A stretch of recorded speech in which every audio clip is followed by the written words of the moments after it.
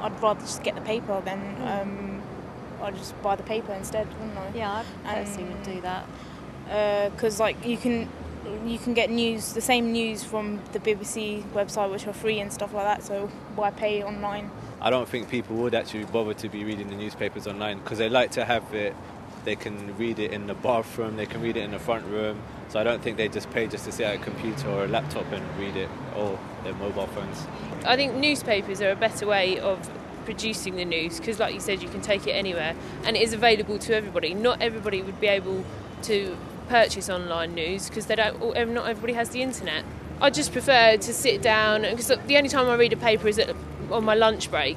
So I just prefer to sit down and read a paper rather than go online and look at computers. I think it should be free. I think everyone should be able to read information. If it's free on TV, why is it not free on the internet? I'm not an internet person. I like magazines and I like newspapers. So they wouldn't induce me to pay for it online. I'd rather buy a newspaper and sit with a newspaper.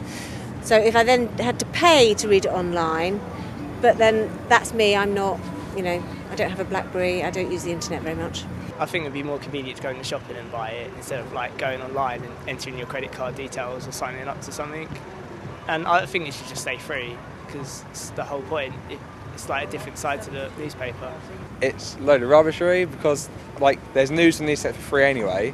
So if you have to pay for news, you just get it somewhere else free. So there's lots of them out there. And it's just free content, so it kind of ruined the point of the internet. I read the news on Yahoo, if I've got time, but mostly I just read it from a newspaper. Just because I can take it with me anywhere I go, if I'm on the train or the bus or the park or something, it's just a lot easier. I suppose if it was a bit more dynamic and it had more of sort of a moving picture and you had film clips and things like that and sound clips, then maybe if it wasn't free, then that would encourage me to buy.